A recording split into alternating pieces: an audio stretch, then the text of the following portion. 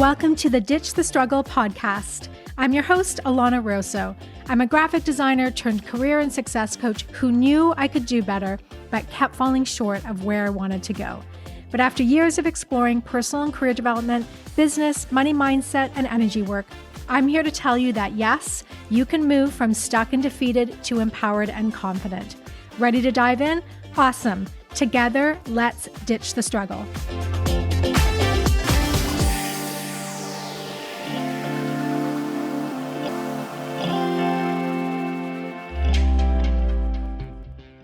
Hi, everyone. Welcome back. We have a conversation today with Eliza Trendiak. She is someone who had a very successful business and then decided to completely change gears. You know, I love that kind of story. I'm going to read her bio before we jump in. Eliza has been an entrepreneur since before she even knew the meaning of the word. Whether operating a successful lemonade stand or charging the kids in her neighborhood for gymnastics lessons, despite not being a gymnast, Eliza has always loved turning an idea into a tangible business. She spent the first 15 years of her career in the hairstyling industry, first as a stylist and then as a salon owner, building and selling her brand of 4 salon locations in Vancouver, Canada. Her latest venture is Lavoh, a line of sustainable and reusable makeup remover cloths, which she launched in May 2024. Let's dive into the conversation. Welcome, Eliza. I am thrilled to have this conversation. We met a few months ago and I stalked you a little bit and I was like, I need to have you on the show. Thank you so much for having me. Okay, so why don't you give us a little bit of your backstory, because part of what drew me to have this conversation is that you've made some huge pivots in your life and your career. Yeah, absolutely. So I started out my career as a hairstylist back in 2010 with the dream and goal of always owning my own salon. I opened my first location in 2015 and then grew it to 4 locations by 2023. And we all know what happened in 2020. In the process of, running 4 locations with 30 employees through the lockdown and through pandemic, that really started to kind of challenge my idea of, is this what I really want to continue doing for the rest of my life? I think a lot of us finally had that moment of pause where the whole world stopped and everyone started kind of reevaluating. So I think that's kind of when some of the seeds started getting planted of, do I want to make a change? And then in 2021, I had my daughter Remy. And in 2022, I had my son Beck. And through both of those experiences, I did not have any maternity leave whatsoever. So kind of a long story short, those big life events all kind of led to extreme burnout and really taking a good hard look at, is this sustainable? Is this what I want to continue doing? My priorities have shifted, but I thought I was going to do this forever. And ultimately, it led me to the decision to sell my brand and my business. And I sold it in 2023, and not too long after started something else entirely. And I can honestly say I've never been happier. So, well, you look really happy because your social media, I really encourage you guys to check out Eliza's socials because they're hilarious. And that's also, humor is my love language. So that's also what I wanted to chat today. Not taking things too seriously, but you really do seem to have such passion for what you're doing, and you are like dedicated. And I'm like really interested in people that are so dedicated to what they do. And I feel like the dedication piece, I don't know, I just feel like it comes naturally to you. Is that a fair assumption? That would be a very fair assumption. I'm definitely an all or nothing person, which in some ways has its downsides, but in other ways can be a superpower. Because when I am in 1,000%, and nothing can stop me and nothing can get in my way. And then on the downside of that, when my heart isn't in something, it's really, really difficult for me to continue on.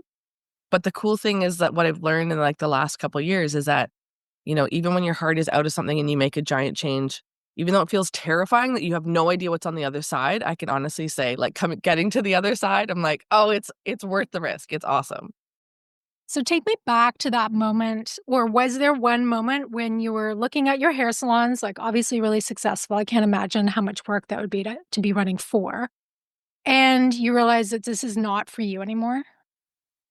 Yeah, I think it was at the end of 2022 and just navigating oh man, navigating so much in the economy, in the industry itself, but prices were skyrocketing on all of our like our cost of goods, whether it was our color, our product, everything, prices were skyrocketing.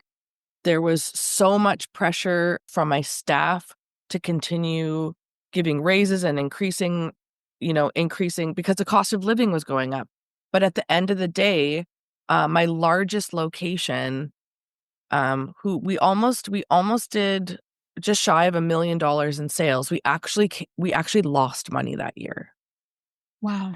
And I mean, I had tried absolutely everything. I had, a business coach. I was doing ads. I was like online ads. I was literally putting posters up in the neighborhood. I was doing social media. I was throwing everything I had at it, and it still came up at a loss. And my employees still wanted more.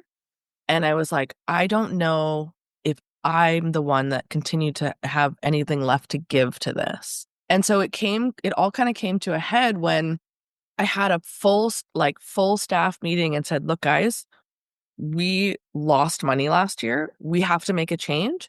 We need to restructure the way that we price things. We need to restructure the way that we account for our color and our product usage. And I had to make those changes because I'm like, the only alternative is continuing in a deficit, and eventually there's not going to be a salon to work at. Um, and I had a whole bunch of stylists leave, Mm. and it broke my heart. Mm. It absolutely broke my heart as somebody who worked so hard to try and create the best workplace possible and say yes to their requests as much as I could. Um, at the end of the day, 1 plus 1 has to equal 2. Yeah. If a business isn't making money, it's not a viable business, so something has to change. And I came home after the meeting and I just sobbed to my husband and I looked at him and I said, I think I'm done. And I've said that many times over the years. He's had to scrape me off the floor, lots of times crying, but he looked at me and he's like, "This time feels different." He's like, "The look in your eye is different." And I kinda describe it as like the pilot light went out, Yeah. and I'm like, we have great times in business, we have low times in business, but as long as, like, that pilot light is there, you can keep stoking the fire and you can get it growing again, but this time it was like the pilot light completely went out, and I was like, "I want this business to continue to thrive, but it's not me that's gonna do it anymore." So thankfully I found some buyers they were really excited about the brand, about the locations, about what I had built, and they wanted to take that and take it to the next level. And that excited me because I didn't want the whole business to hinge on myself. My dream was always to grow something that was larger than myself. And so, passing the baton on, like, the salons are all still there. They're Oh, running well. I live in the neighborhood where they all are. And so I'm so, so, so happy that I made the decision. It was, like, definitely the year selling the business was one of the hardest years of my life. But like I said, coming out on the other side, um, I know I'm exactly where I'm supposed to be right now. yeah, and I love that analogy of the pilot light because you're right. If there's a little flicker, it's okay. You can keep going. But there is a moment where, and I'm just always fascinated by what that moment is. So I find this for me that when I make a decision, and I see this in clients too, to leave something or to quit something, there is such a sadness that I no longer want what I used to want. Yes. And so there is a grief that happens, and it's not just the grief of things ending, it's the fact that, "Oh my gosh, this is what I wanted for so long. I built it, and then I'm no longer wanting it." And I find that emotionally very hard, and I see this in clients too. Yeah. Oh, that is a great question. And I love that you asked it because one, it makes me feel like, yay, I'm not alone. Full disclosure, my business was crushing it when I was still a hairstylist working behind the chair. Yeah. Because, I was booked solid 5 days a week. All my overflow clients wanted to stay within the salon. So I was like kind of sustaining this business. I was making great money. And I slowly started to like lose my passion for doing hair first Okay. before I lost the passion for running the salons. And it was tricky because it was like I slowly started cutting back my days behind the chair, which directly affected my income. And I kept thinking like, oh, it would be so much easier if I continued to love this the way I love it because it makes me great money. And, so right before we had the COVID shutdown, I was only behind the chair 2 days a week. And I realized that those days I was usually in a bad mood. I was frustrated. I felt like I wasn't giving my clients the attention that they needed. I felt like I couldn't solve the business problems the way that they needed. I was spreading myself too thin. And so I decided to stop doing hair after we reopened after the shutdown. And that's when I feel like those couple years, that's when business got so hard. And there were so many times where I'm like, oh, it would just be so much easier if I still wanted to do a full head of highlights because I know I could just go and like bang it out and make good money. But I don't know. I think just the type of personality I am, I'm like, my heart has to be in it, or I like physically can't bring myself to do it. Yeah, and we beat ourselves up because we don't wanna do it, and then but our bodies, our minds, our hearts, all of those things are telling us that we need to shift things, and just what you said, if you come home at the end of the day and you're feeling drained and you're, like, not your best self or potentially your worst self, it is an indication of what has gone on in the day and how that is affecting you, and we ignore it. Absolutely. And one thing that my husband kept saying to me that was like a light bulb moment was like only quit on a good day or never quit on a bad day. Yeah, and a peak So or valley too, like yeah. So I would come home, once I had made the decision that I wanted to sell the business and change things, I'd come home on a day where everything went right. We had great sales. And I'd be like, today was really good. And he's like, do you still want to quit? Like, do you still want to sell? And I was like, absolutely. Mm. We're like, okay, we know that this is the right decision. Cause even on a great day when everything went right, I still, my decision didn't waver. Okay, yeah, I hope everyone's hearing that because that's incredible advice, and I think we forget to do that, and it will give you that clear like, you're gonna feel better about your decision because you're not making it with the emotional charge of something dramatically bad happening. Absolutely. Yeah. Okay, so you decide to make this big leap, you're definitely sounds like you've gotten closer to the alignment of what you wanna do. Yeah. What were the next steps after that? Because we do like, I know you have this incredible product line out, but what kinda happened, like, right after you sold that business those businesses? So I guess first of all, I should probably say what my product is. Yeah, we've kept it a mystery. I was waiting for you to reveal this amazing Yeah. product. So my brand is Lavoh, and it's a line of reusable face cloths that remove all makeup, including mascara, using only water.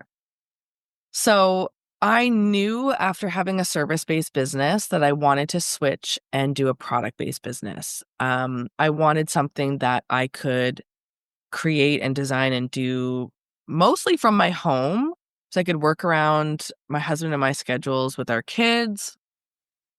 And I wanted a business that could take me outside of a geographical area where salons are you're so kind of bound by your geographics. I was like, I want to do something where I can scale it. And a big part of that was, in my time of burnout, I ate a lot of ice cream and watched a lot of Dragon's Den. That sounds really fun. And yeah, it was so fun.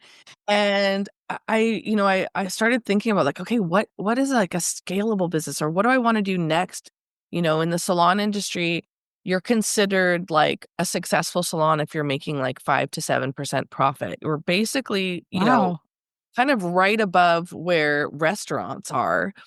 And I was like, know that I want to do something where I can have much healthier margins, where I can put in a lot of effort and really move the needle forward. And, but again, thinking, I'm like, well, it's got to be something that I actually love and am passionate about. And my husband and I were sitting out on our balcony one night trying to relax after a long day with the kids, and my brain just started going. And I wrote an entire business plan on my phone in my notes section, which I Mhm. still have on my phone, Love. um, for this product-based business. So I'm not the inventor of makeup remover face cloths. I actually was given them as a sample from my salon sales rep, who I bought my color and product from, had given me one 10 years prior. And I was like, oh, another gimmicky beauty product. And but I was like, whatever, I'll try it. And I tried it and I was like, what the heck? This thing actually works. You only need water. You don't need makeup remover. You don't need the cotton pads. You don't need the wipes. You don't need all this stuff that you have to keep buying and throwing in the garbage. And it's so easy and not messy. I was like, this is incredible. And, over the years, every single person I had talked to had never heard of it before. And full disclosure, I didn't love the aesthetic or the color choices or the quality of the product that my distributor carried. So I never actually carried them in the salons, but I told all my clients about them. I'm like, you got to go buy this thing. It will change your life. It's amazing. So that kind of gave me the idea of like, okay, everyone I talk to has never heard about this, which means that there's room in the market for me. And yes, sometimes bringing something that's newer to the market can require a ton of education. Um, but I was like, I think I'm willing to take on that challenge to educate people, um, in hopes that, I've got this product that I can kind of get into the market at a great time and while it's not saturated. So that was my business plan. I text my stepsister Sarah, who's also a phenomenal business owner. She owns a period-proof underwear company called Cares, so very much in the product space. I text her and I was like, "What do you think of this idea?" Because she's my litmus test for everything. So I was like, "What do you think of this idea?" She's like, "I think it's a great idea." So I started researching, you know, how do you get face cloths made? What kind of material do I need? What are the different weights of the material? Like all these things. I started researching, I started reaching out to towel manufacturers, specifically children's towel manufacturers, because I know from having two toddlers that kids' products go through the most rigorous testing, for quality, for toxins or all that kind of stuff. And I also know kids products are the softest. Like everything our kids own is like so soft. So started getting samples, started working on a logo, started working on a brand, and just every waking moment that I had, if my kids were sleeping or late at night, I was just kind of ticking away at this. And it took me about 10 months to finally get the product, the finished product in my hands. Um, and it was funny because going in thinking like, oh, designing a face cloth, like it's a small square. How difficult is this going to be? Yeah. And then you quickly realize like, oh, if you don't pay attention to every single little detail, it's not going to be exactly what you want. So definitely a big learning curve, but thankfully I had my sister Sarah to bounce ideas off of through that entire process. And she is incredibly generous with her knowledge and would push back on my ideas and be like, yeah, but you haven't thought about this, or oh, that packaging is going to be a nightmare because of X, Y, and Z. And like, oh, I know you don't want to be in retail right now, but you got to think about like if this grows and you want to get in a big change, you need to have this. And so I feel like she was able to shave off like 3 to 5 years worth of Yeah. cost aches. Um, and then that all led me to launching in May of last year, May of 2024. Yeah, this is what actually blows my mind is that when we chatted a few months ago, you're not even in business. Well, you're in business just over a year, like a year and a half, like not 2 years, right? What No, it'll be a full year this coming what May. year are we in? We're in 2025 and you We're in launched in 2025. There you go. 2024? Yeah. This is just like I was like the speed because you have to see your Eliza's branding. The product is so beautiful. That was one of the things that I noticed right off the bat as a designer.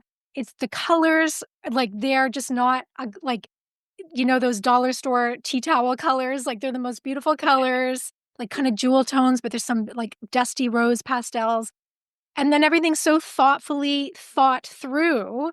It's just a really elevated brand. And then when you told me how quickly you've built this, I mean, I assumed it was like you'd been in business 5 years when I met you, honestly. Thank you. I really appreciate that. But yeah, I think a huge part of it was coming, from burnout and knowing having like a crystal clear vision of what I didn't want Yeah. Yeah. helped so much kind of like cut through the noise of what I did want. And like I said, also just being able to surround myself with people that are, farther along down the process, wiser, have more connections, just making sure that I could align myself with those people really like just I think catapulted me that I was able to shave off so much of the I guess like the questioning yourself or the wondering. I think, when I opened my first salon, I was 28. I had no idea what I was doing. I didn't have any mentors. And so, you're kind of like fumbling your way through it. And I think, this time I just felt like a horse, like at the gate, just like ready to go. And I actually, it's funny because so many times this past year, I've been like, oh, I'm like, I wish I was farther ahead or I wish I was this. And I have to actually hold myself back and be like, no, enjoy every moment Yeah. because you're going to look back on this and be like, oh, the golden years, the first year in business. Um, yeah, I do sometimes feel like I would move much faster, uh, if I had daycare. Yeah, I mean, doing this with kids, that's another thing that was just really impressive to me, and that changes how your business is gonna build and grow. And Mhm, your husband also, he's self-employed, right? He's a photographer, so you're kind of both these entrepreneurs, self-employed parents running these, like really busy businesses. mhm. Yeah. Yeah, so that's not easy. Um, you had a video on your Instagram that it's called From Idea to Launch in 90 Seconds. I know you pinned it to your Instagram. This was wild to me. This is like your whole entrepreneurial journey in 90 seconds. And I mean, I was like, okay, this is amazing. But I also wanted to ask you, what if someone was to look at that and think, I could never do that. There was 500 steps that she's just gone through in 90 seconds. What would you say to them to help them like still be excited about their idea and not get overwhelmed? Ooh, I don't know if this is an answer that you're gonna like, but if your overwhelm outweighs your excitement, then maybe this is not the path for you. Because entrepreneurship and business is not for the faint of heart. There are so many lonely moments, dark moments, questioning moments, scary moments that if that overwhelm is there then it doesn't outweigh the excitement or the desire to do the thing.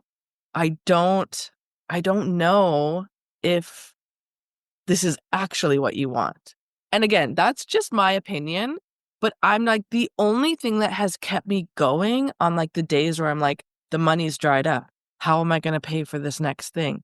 Or literally have not slept in days because the only time I can work is till 2 in the morning when my family is sleeping. Or the only thing that keeps me going is like this like desire and this excitement to keep doing this thing. Um, for me personally, the fear of regret has always outweighed the fear of failure. And so I the biggest like my biggest fear is to like at the end of my life look back and be like, I didn't try. I should have tried that thing that I really wanted to try. So again, that's just my personal experience. But as someone who has like friends who are entrepreneurs and then friends who are not entrepreneurs, I've actually had to kind of hold myself back at times because in the past I can almost bulldoze people ideas because I get so excited about them. I'm like, hey, how can we make this happen? You have this business idea. Okay, let's go. I'm going to connect you to these three people. Here's a supplier. Like you could do this. And then they're like, whoa, whoa, whoa, whoa. Like actually, like I just kind of want to, this is just kind of like an idea, like a dream. And I realize some people just want to live in like the idea and the dreaming world. And that is 100% okay. Yeah. And so I've had to really kind of, yeah, check myself and hold myself back and start by asking more questions when like friends or family come to me with business ideas of like, oh, is this just like a fun dream that you want to dream about? Or are you actually looking to like take actionable Make steps? this happen. Yeah. Yeah. Because I love you and I don't want to bulldoze you and I will support you either way. I really appreciate the truth bomb you're landing there because especially on social media, I think entrepreneurship is kind of glossed over and made to look so simple. And that is actually kind of one of the reasons I love this little video so much is because you see truly what it takes to get a product to market. And there's just, I mean, that's you're just showing a little, even one part of it, but there's so much that's involved and it's not for the faint of heart. And you have to have a certain amount of risk tolerance and you do have to be very passionate about it. It can't just be, I don't think you can really be a successful entrepreneur, or maybe your success would be limited if you are doing it just for the money. Oh, 1000%. 1000%. I feel like that passion has to be there. And I think a good example of this is, there's so many videos out there about like how to, get really great SEO or like how to hack and get more eyes on your page or, you know, I have looked into what it takes to do like SEO stuff myself and Mhm. I feel the life just drain out of me.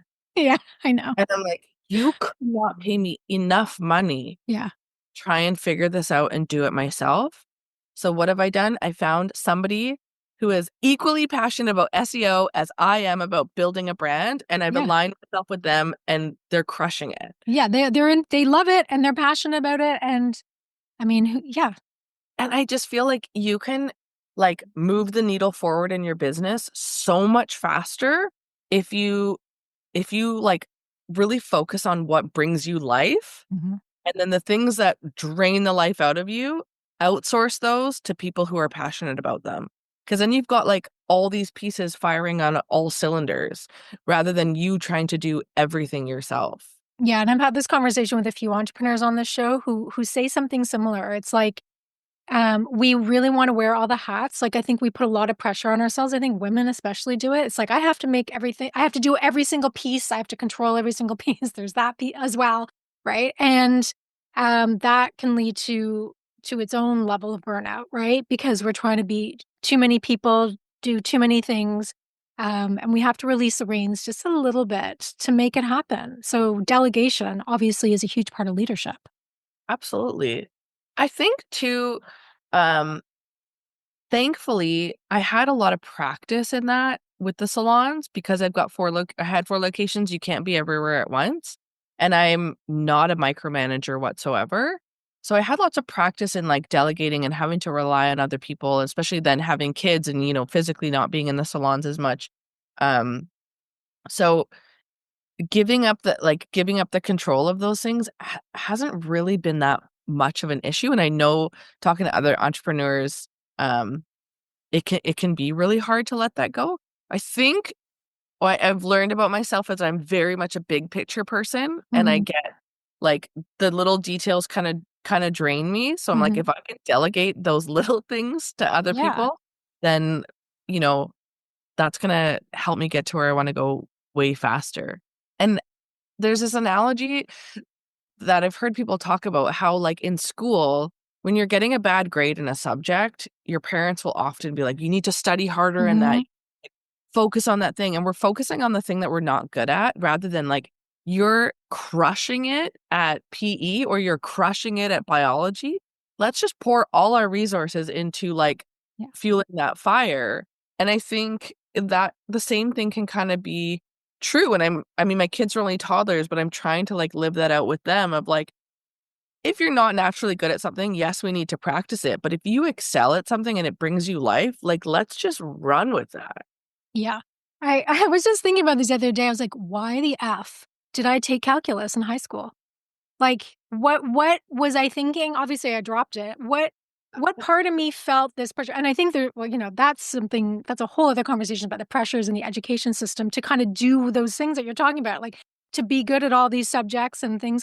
What was I thinking? Why did I feel like I needed to do that? And what was I trying to prove? Because that Right. was calculus is not my destiny. I'm not a beautiful mind. I'm not Goodwill Hunting. I'm not any of those things. I do love basic math. Like I love simple math and I kind of like, I like a good Excel spreadsheet, but you gotta really look at I don't want to call it limitations, but just like where your strengths are. Yeah, totally. Yeah. Funny story, I actually failed calculus 3 times in university Mm. to the point where I didn't end up finishing my degree. I'm 1 credit short because I was like, I cannot do this a What 4th did you time. need calculus for? What was your degree I in? was doing I was doing my undergrad in business, Oh, and you needed calculus for that. and you needed calculus for it, and you had in order for the credit to count, you had to have at least a C minus. And I took it 3 times, and on the 3rd time, I got a D plus. And I was like, I I can't. I can't.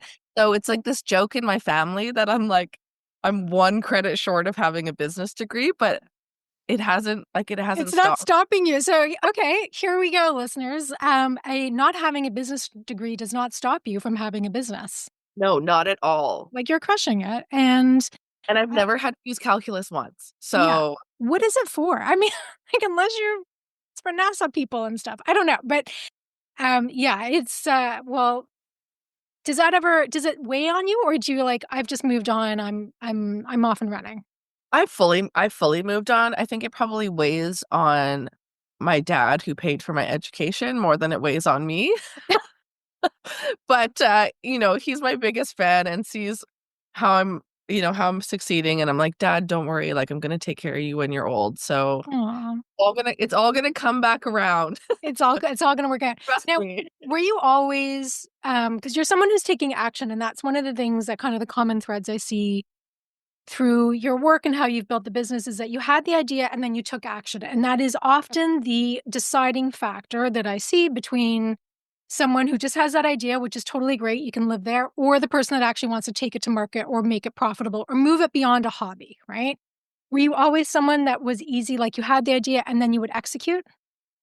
Yes, like, even as a kid, I was always trying to start a business. I had a lemonade stand, I had tried to make a dog walking business, I would take wallpaper samples from, like, those wallpaper books and try and make stationery and sell them, and, like, I would just like, I'd get an idea and I wanted it to be a business today.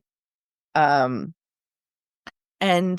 yeah, I mean, I played sports and I did music, and I think I just really enjoyed, honestly, the dopamine of achieving. Um, and, that in itself can have its own downfalls when you're, like, constantly wanting, like, validation from whoever, your parents or trophies or whatever it is. But, I think that excitement has never left me, and it's not something that I really I don't think had to work at. I think just, like, Mhm. I'm just, like, a fast mover, and I'm like, "If I have an idea, why not just start now? Mhm. Why wait? Let's just, like, make it happen right now." So do you trust yourself to make things happen? Absolutely. Yeah. I would say Yeah. the same for me too. I feel like if I'm decided to do something, I may not do it on the timeline that I initially thought. Mhm. Like I had a goal I thought I was going to start last September. I just started it in February. So but I did start it. And I was wondering, I was reflecting a lot on the self-trust piece and how that gets built up. Where do you think that comes from for you? Ooh, that's a great question. I don't actually know. I think it's definitely something that has gotten stronger over time for sure. Um, I don't know, 'cause I am very different from my family. Like, no one in my family is an entrepreneur. Um, everyone kind of followed like the university, Mhm. their kind of path. So I don't really know where the trust in myself happened. Maybe I think just like trying a couple things and then seeing that it worked, or if it didn't work, that I didn't die. Yeah, we're having this conversation, so you definitely did not die. Yeah. Yeah. And it always just kinda came back, I think, to that the f the fear of regret always outweighed Mhm. the fear of failure. And I think that even if I was, like, terrified, I was like, the worst feeling in the world would be to not have tried it all and have nothing to show for it in Mhm. a way. Mhm. And then, trying different things, like, even in hair school, I went straight into renting a chair, um, which most people, you work as a stylist making a commission for a while, build up a clientele, and then you go out on your own. But straight out of hair school, I went into, renting a chair, and I was like, "Well, I either get clients or I don't have a place to live and I have nothing to eat." And it's just like I just, like, dove into it, and I think I like that pressure of, like, this has to work or Yeah, that's a high risk tolerance for sure. So that is like on the entrepreneurial scale, there's different levels of the risk tolerance, obviously. And as you're talking, I was like, okay, that's pretty high because you're going from school, you're like broke student, presumably, like, Yes. right? Yeah, And I think you're in Vancouver. Is that not the most expensive city in Canada, right? So it I think is, yeah, Toronto's second. yeah. Um, so you need probably a lot of money even just to get the ramen noodles at the dollar store, which is so you know what I mean? So you have like, that's taking a huge leap. Yes, yeah. And again, I think that it was just innate. I think that high risk tolerance has always been there. My husband doesn't have as much of a risk tolerance, as I do, so he helps balance me out sometimes, Yeah. thankfully. Yeah. Um, yeah, but I don't know actually where it comes from. I think it's partly like it's the nature nurture thing. Honestly, I think we're sort of born with it to a certain extent, the self-trust and like the competency piece. And then I think it kind of can be nurtured along the way, or we can decide to lean into it or lean away from it. But I always remember myself too, like being 5, 6 years old and getting whatever needed to be done, done. So I don't know, like, I don't remember anyone telling me to do anything. I just did Yeah. it. It just Yeah, was yeah, like, I'm gonna do it. I'm gonna go make this thing and I'm gonna just do it. yeah. Yeah. No firstborn? No, well, this is interesting because I'm second born, but my sister and I are so far apart in age. There's like a huge, like 8-year gap that if Okay, there's more than 5 years between siblings, they take on the characteristics of single children. okay, interesting. Yeah, so I basically have behaved and operated like a, only child, Yeah, even though I did have a sibling. I do have a sibling. interesting. Mhm. Yeah. But you have a sister who's an entrepreneur as well, right? Yeah, so my biological sister, Emma, she is, she is not an entrepreneur, Okay. but my stepsister, Sarah, who's the same age, Mhm. she is an entrepreneur. Amazing. Yeah. I can't wait I'm gonna stalk her too to have on the show because I'm really excited about what she's doing. So what is your vision for Lavoh right now? Like, what can you tell us? What do you see? And how do you build that vision? Yeah, so my vision right now is, well, my focus for 2025 is going really hard on wholesale. So I've brought on an amazing sales rep who I know you've had on the Mhm. podcast, Leisha of LVT Agency. Again, somebody who is so talented and so driven and connected in sales. And when we met, I was like, oh my goodness, we like just felt like so much alignment. Yeah. Um, so been working with her and it's been so much fun just like reaching out, getting like new wholesale accounts and really kind of, you know, driving the business forward that way. Cause now it's like, I'm not just relying on myself to sell and educate, but now getting all these retailers on board and then helping equip them with the proper like knowledge and signage and, um, you know, media support so that they can go and educate their customers. So it's cool because it's feeling like it's growing, like, again, outside of myself, and that's what I want. I want a scalable business.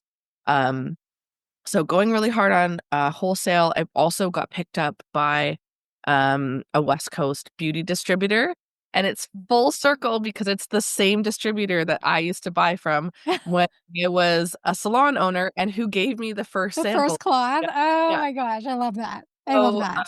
yeah, so they picked up Lavoh in the beginning of March, so it's been like less than a month. And now I'm seeing my product pop up in salons all over the West Coast, which is amazing.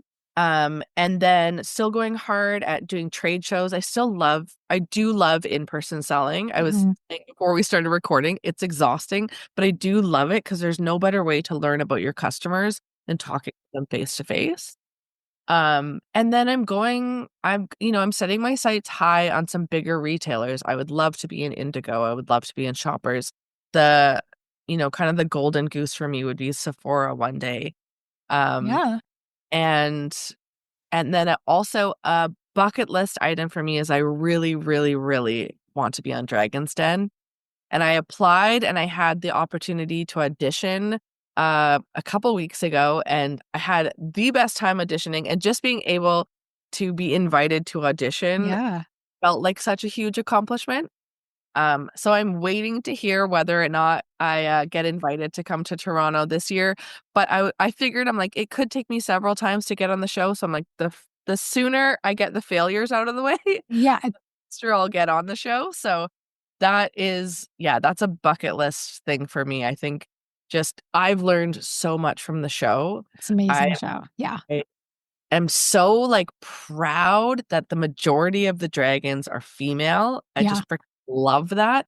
And I think what they do for Canadian business is absolutely It incredible. is. So just, whatever happens, it was an honor just to be included in the audition process. And for our American listeners, the Dragon's Den is like Shark Tank. I think that's their equivalent over there, right? Yeah. So Exactly. it's like you're pitching your ideas. Um, I'm curious if you would share what's one of the maybe the biggest or most challenging mistakes you've made with Mm. Lavoh or Lavoh. Sorry, I just for some reason, you know me, I was telling you at the beginning, I want to like pronounce it Lavoh. Alicia, I'm sure you're gonna laugh so hysterically at that.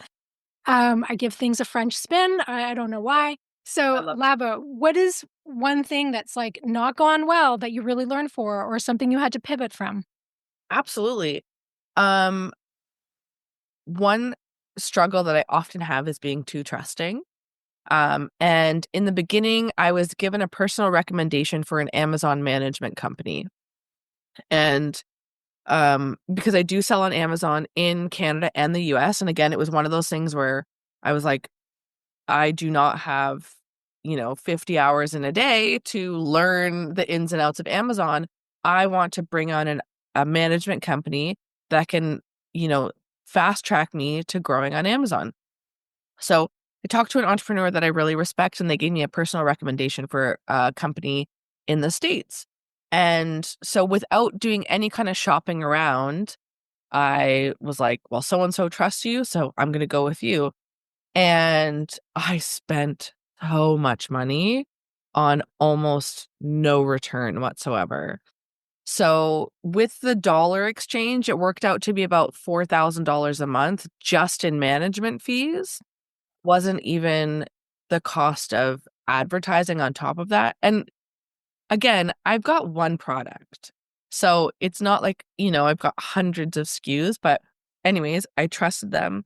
And I wasn't getting really any traction. All the sales that were happening was me reaching out to like friends and family being like, "Hey guys, if you're interested in buying one rather than buy from me, can you buy through Amazon because I want to get this going. I need good reviews, that kind of thing." And about 4 months in, so $16,000 later, I still was maybe selling like $200 a month. And Oh, I was actually on a different podcast from another amazing female founder, and we were just chatting after our Zoom call, and she was like, "You're on Amazon, right?" And I told her, and she's like, "You are spending way too much money." She's like, "You're getting robbed." oh my She gosh. connected me with the guy that she uses, who's Canadian, who has been incredible and has an amazing team and is literally half the price and has gotten me way, way, way, way, way more traction. And then on top of that, just being like, okay, that was 16 grand kind of down the toilet where I got no results from. But I was like, you know what? At least that was 4 months in and not 4 years in. Yeah. Like, everybody has costly mistakes. But then what we found out was that when the new company took over and went to go update all my listings, because now I got my second round of inventory, I got UPC codes and barcodes and all this kind of stuff. They went to go and, upload my new inventory and found out that the first company had given me SKUs or UPC codes that was attached to a pet food company that they owned. Oh my God. So we had been, working for 6 or so months, like building my rankings on Amazon. And because I got my new product in with my actual UPC codes, we had to delete all those old ones and start from scratch. And Yeah. so all of my rankings that, we had spent 6 months building. And to this day, the current company I'm using, they're like, we have no idea why they would have done that. Like, it would have been so easy just to like get your own new barcode, but they attached it to something else. So we're not sure maybe what was in it for them, but they're like, there was a lot of shady things going on. So, yeah, it just comes down to, me being really trusting. So now I have to try so hard to hold myself back from just like jumping into situations and just be like, pause. I'll usually, honestly, now when I'm, going to align myself with a new vendor or a new, management company or SEO or whatever, I actually will now go to ChatGPT and I'd be like, I'm seeking a new company to work with. What are 10 questions that I need to ask them that I need answers to before I can move ahead with it? Because if I feel like, oh, I connect with somebody, I just trust them Yeah, implicitly. I'm so the same. And it's gotten me into really hot water before. Yeah. And so it's again, and it comes because I want to move fast. So it does like, it feels annoying because it's like, it slows me down. Yeah. But, It's the due diligence, right? And sometimes it's easy to ignore if you have a good feeling about something because I'm very gut oriented, right? So, but sometimes we can ignore, like, just yeah, forget about doing the research and the investigation, basically. absolutely. Absolutely. So, how did you feel like once you started to pivot again, like, and you got your Amazon store back up? Like, were you able to let go of that experience pretty quickly? Yeah, I think because what my life looks like right now with two toddlers is I have a finite amount of energy and a finite amount of time. And so there's things that I'm like, I would love to go back to the original company and try and fight them on this and that. And I'm like, do I have the time Yeah. or the energy or the resources to do that? Is it going to get me farther ahead? Or if I take that frustration and I like take that time and energy and I put it into like working on my business, which one's going to get me ahead? So I left it. I just kind of cut my losses and was like, you know what? I'm just like accounting for it that it was rookie mistake. Yeah. I'm gonna do that again. I know that I need to do due diligence differently this time. Yeah, I mean, what business, doesn't have things like that happen especially in that first year. So it's like it's normal. Like, it's completely normal. It doesn't mean it's not devastating and frustrating, and that just sounds bizarre, the whole Yeah, thing. Like, yeah, confusing and bizarre. Pet food, I'm not understanding. But yeah. okay, so I want to ask you a question I ask all my guests, and that is, in the spirit of helping people ditch the struggle, what do you think is the most important thing to commit to? I think the most important thing to commit to is listening to your gut and listening to your passion and really checking in regularly, especially in the hard times with that pilot light and just being like, is this still fulfilling me? Is this still bringing me joy? Because even in the darkest times, it can still fulfill you and it can still bring you joy. But when it stops doing that, then maybe it's time to pivot. And like you mentioned earlier, is definitely like a period of grief. When you grieve, I thought my life was going one way, or I pictured myself, you know, I thought I was going to be like a salon consultant or something in my 50s and 60s, or, you picture it going one way and then it doesn't. But just really honoring that gut feeling, even if it's really hard and even if the reality of the gut feeling is really scary, um, trusting that it will take you where you need to go. I love that. I think that's very inspiring. Thank you. So where can people find you and learn more about Lavoh? So you can find my website. It's just www.lavoh.com, and Lavoh is spelled Lavoh. And then I'm also on Instagram at Love Lavoh, or my personal social media, which is just my first and last name, Eliza Trendiak.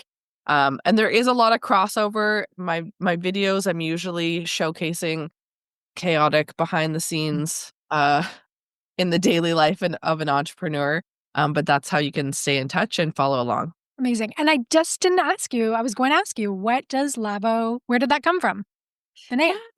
So the name Lavoh is actually from the Latin word Lavo, lavo, which means to wash or to cleanse. And I originally had a completely different name. I originally wanted to call the brand I Like Her because, now having a daughter, and she loves to be in the bathroom when I'm washing my face or putting my makeup on. And I really kind of had this moment of like, I want to look in the mirror when I take off all my makeup and be like, I like her. But in the beginning, again, surrounding myself with people that are honest with me, people kept saying to me, Eliza, do you really want to gender your brand? And for me, I was like, no, absolutely not. I don't want to make anyone feel excluded. And so even though I really loved kind of the story and the sentiment behind it, I was like, I think I need to change this from the start, because this product is literally for anyone that puts any product on their face. So went back to the drawing board and was just like researching different words in different meetings. I came across Lavoh and I was like, oh, I love that. It's, easy to spell, easy to say. And I'm so glad I did, because I have a very loyal following of drag queens and queer artists. And I'm so thankful that I had the people in the beginning that, pointed that out to me. And so that's how I ended up with the name. Yeah, and it goes to show you that we don't always like get things right or like perfect on the first go. Like that's the business development process. Absolutely. It's part of the branding process and the growth. And it sounds like I'm really excited to see your more growth happening. I know you're going to keep running with it. That is obviously not up for debate. You're going to keep going. So everyone definitely follow Eliza on the socials. And I really appreciate you having a conversation with me today. Thank you so much. I'm so happy to be here.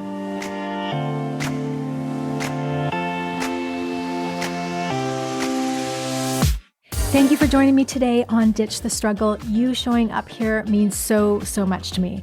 To dig deeper into the topics discussed today and to learn about my work, visit alanarosa.com. And don't forget to download your free resources while you're there. And if this episode resonated with you, please share with others who also want to ditch the struggle. Go ahead and subscribe to the podcast, leave a rating and a review, and let me know what you'd like to see more of on this podcast. And before I go, I want to leave you with my 3 favorite ways to ditch the struggle. Be your own best advocate, take baby steps for the win, and forget about a linear career path. It's overrated and you are doing just fine. See you next time.